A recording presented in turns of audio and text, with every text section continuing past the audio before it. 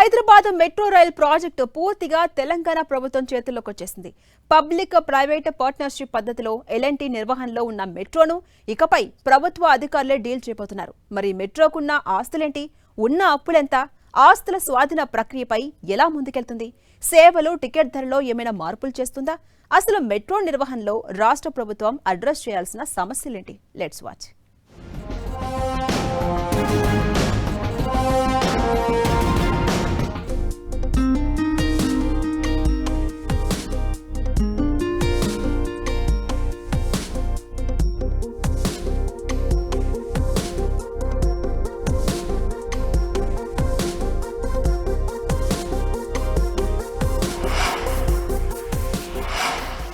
Hyderabad metro rail ప్రపంచంలోనే అతిపెద్ద public private partnership భాగంలో వెలిసినటువంటి ప్రాజెక్ట్.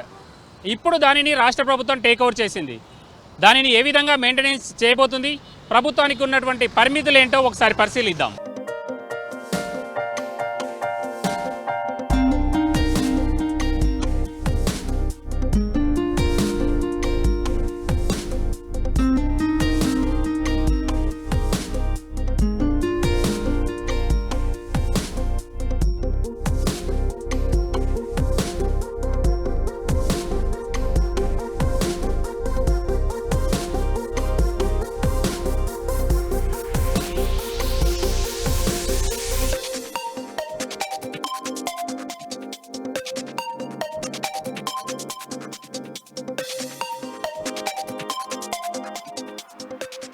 ఇక ప్రభుత్వం మెట్రో రైలును టేక్ ఓవర్ చేసిన తర్వాత తనకున్నటువంటి మొదటి ప్రాధాన్యత ఏంటి అని అంటే మెట్రో రైల్ ప్రాజెక్టును విస్తరించడం.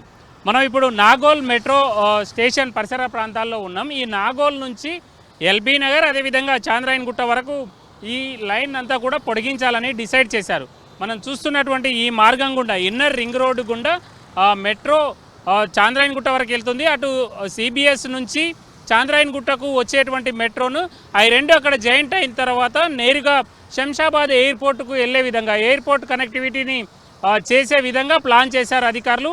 అందుకు తగ్గట్టుగా ఈ ప్లాన్ అంతా కూడా డిపిఆర్ సిద్ధమైంది. ఇది ఇప్పుడు కేంద్రం దగ్గర పెండింగ్ ఉంది. ఇప్పుడు ప్రభుత్వం ఏం చేసిందంటే పూర్తిగా ఎల్ఎన్టీ నుంచి మెట్రోను మొత్తం కూడా తన హ్యాండ్ ఓవర్లోకి తీసుకుంది. దాని ద్వారా ఈ ప్రాజెక్ట్ మరింత వేగంగా ముందుకెళ్లేటువంటి అవకాశం ఉంది. కేంద్ర ప్రభుత్వం నుంచి వీలైనంత త్వరగా గ్రీన్ సిగ్నల్ తెచ్చుకునేందుకోసం రాష్ట్ర ప్రభుత్వం కసరత్తు ప్రారంభించింది.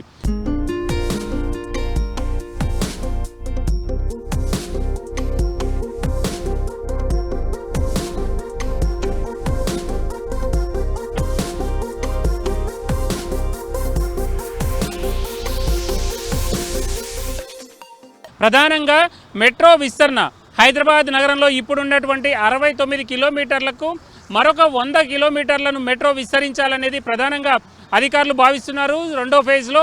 అందుకోసం తగ్గట్టుగా అన్ని ఏర్పాట్లను సిద్ధం చేసుకోవాలి. మెట్రో తమ చేతికి వచ్చింది కాబట్టి రెండవ దశ ప్రాజెక్టు నిర్మాణం పైన ఫోకస్ పెట్టాలని రాష్ట్ర ప్రభుత్వం అధికారులను ఆదేశించింది. అందుకు తగ్గట్టుగా హైదరాబాద్ మెట్రో రైల్ లిమిటెడ్కి సంబంధించినటువంటి అధికారులు, వాళ్ళతో పాటు MANDUD అదేవిధంగా ఇతర విభాగాల అన్ని విభాగాల అధికారులు కూడా ఈ ప్రాజెక్ట్ రెండవ దశ ప్రాజెక్టు ముందుకు తీసుకెళ్లడం పైన స్పెషల్గా ఫోకస్ చేశారని చెప్పొచ్చు.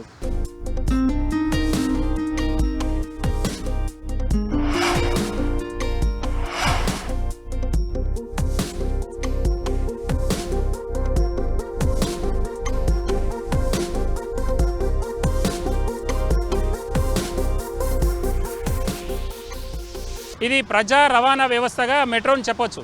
ఇప్పుడు ప్రభుత్వం పూర్తిగా టేక్ ఓవర్ చేసింది కాబట్టి దానిని పెంచడం కోసం, అంటే దీనికి రద్దీని పెంచడం కోసం, ఇంకా ప్రయాణికులకు ఎక్కువ సౌకర్యాలు కల్పించడం కోసం ప్రభుత్వం కొన్ని చర్యలు తీసుకోవాల్సినటువంటి అవసరం ఉంది. ప్రధానంగా అందులో లాస్ట్ మైల్ కనెక్టివిటీ, ఇక్కడికి మెట్రో ట్రైన్ రావడానికి, ఎక్కడానికి, ఇంటి దగ్గర నుంచి వచ్చేటువంటి ప్రయాణికులు ఇక్కడికి రావడానికి, అదేవిధంగా మెట్రో స్టేషన్లో దిగిన తర్వాత అక్కడ నుంచి తమ వర్క్ స్టేషన్కి వెళ్ళడం కోసం అవసరమైనటువంటి కనెక్టివిటీ ఏదైతే ఉంటుందో ఈ రెండు కనెక్టివిటీని, లాస్ట్ మైల్ కనెక్టివిటీ అదేవిధంగా ఫస్ట్ మైల్ కనెక్టివిటీని దాన్ని పెంచడం కోసం ప్రయత్నం చేయాల్సినటువంటి అవసరం ఉంది. మెట్రో స్టేషన్ల వద్ద పార్కింగ్ చాలా తక్కువగా ఉంది. చాలా కొద్ది స్టేషన్ల వద్ద మాత్రమే పార్కింగ్ ఉంది. మనం చూస్తే నాగోల్ కానీ, మియాపూర్ కానీ, అదేవిధంగా ఇక్కడ ఉండేటువంటి సికింద్రాబాద్ ప్యారడైజ్ జంక్షన్లో ఉండేటువంటి పార్కింగ్ మాత్రమే కొంచెం విశాలంగా ఉంటాయి. మిగతా వాటికి సంబంధించి మనం చూడొచ్చు. ఇక్కడ జేబీఎస్ పెరేడ్ గ్రౌండ్ స్టేషన్ ఉంటుంది, అదేవిధంగా ఈ పక్కన మరొక స్టేషన్ ఉంటుంది. ఈ 2 స్టేషన్ల దగ్గర మాత్రమే కొంత పార్కింగ్ ఉంది. ఇక్కడ కానీ నాగోల్లో కానీ కార్లు కానీ 2 వీలర్స్ కానీ పూర్తిగా ఎండకు ఎండుతాయి. వర్షాకాలంలోనేమో వానకు తడుస్తున్నటువంటి పరిస్థితిని మనం చూడొచ్చు. Last mile connectivity, first mile connectivity లేకపోను పార్కింగ్ సమస్య కూడా హైదరాబాద్ మెట్రో రైలుకు ప్రధాన సమస్యలలో ఒకటిగా నిలుస్తుంది. ఆ సమస్యల పరిష్కారం పైన కూడా స్పెషల్గా ఫోకస్ పెట్టాలి.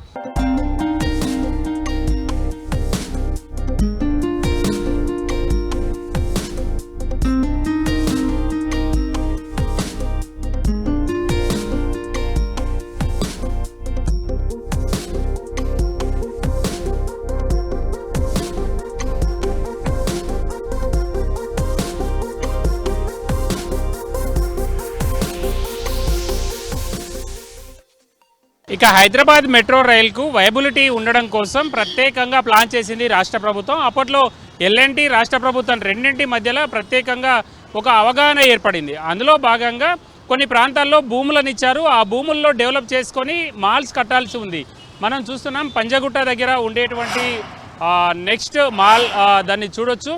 అయితే ప్రధానంగా ఈ విధమైనటువంటి మాల్స్లో రెంట్కు ఇవ్వడం ద్వారా ఆ స్పేస్ని అంతా కూడా కమర్షియల్కు రెంట్కి ఇవ్వడం ద్వారా దాని నుంచి వచ్చేటువంటి ఆదాయాన్ని దాన్ని తమ ఆదాయంలో కలుపుకొని మెట్రోను నడపాలి అనేది ప్రధానంగా. మనం చూస్తే అనేక ప్రాంతాల్లో ఈ విధమైనటువంటి మాల్స్ ఏర్పాటు చేశారు. మొత్తం కేటాయించినటువంటి 269 ఎకరాల భూముల్లో 200 ఎకరాలు ఉప్పల్ అదేవిధంగా మియాపూర్ మెట్రో డిపోలకు వద్ద ఉంది. మిగతా మాత్రం ఒక 69 ఎకరాలు ఈ విధంగా సిటీలోని ప్రైమ్ లొకేషన్స్లో అనేక ప్రాంతాల్లో ప్రైమ్ లొకేషన్స్లో ఈ విధంగా లక్షలాది చదరపు అడుగుల విస్తీర్ణంలో నిర్మాణం చేసుకోవడానికి ఆ మాల్స్ను వాటిని రెంట్కి ఇవ్వడం ద్వారా ఆదాయం రాబట్టుకోవడం కోసం ప్లాన్ చేశారు. అంటే ఈ విధమైనటువంటి రియాలిటీ ఆదాయం దాదాపు 45% రావాలి. మెట్రో కేటాయించినటువంటి భూములు ఏవైతే ఉన్నాయో ఆ భూములలో ఈ విధమైనటువంటి డెవలప్మెంట్ చేసి దాని ద్వారా పర్మనెంట్గా ఆదాయం వచ్చే విధంగా మెట్రో టికెటింగ్ ద్వారా కేవలం 50% మాత్రమే ఆదాయం వస్తుంది. కాబట్టి ఇలాంటి ఆదాయాన్ని 45% రావాల్సినటువంటి ఆదాయాన్ని ఈ భూములను డెవలప్మెంట్ చేయడం లేదా లాంగ్ లీజ్కి ఇవ్వడం, దాని నుంచి ప్రతి నెల వచ్చేటువంటి అద్దెల ద్వారా మెయింటెనెన్స్ చేయడం, ఈ విధమైనటువంటి పనులపైన అయితే ఫోకస్ చేయాల్సినటువంటి అవసరం ఉంది. ఇవన్నీ కూడా ప్రభుత్వం ముందు ఒక పెద్ద సవాలుగా మారనున్నాయి. వాటన్నింటిపైన స్పెషల్గా ఫోకస్ పెట్టి ముందుకెళ్ళినప్పుడు మాత్రమే హైదరాబాద్ మెట్రో నిర్వహణను రాష్ట్ర ప్రభుత్వం సమర్థవంతంగా చేపట్టగలుగుతుంది. కెమెరా పర్సన్ మనోరంజన్తో రాముడు 10 టీవీ హైదరాబాద్.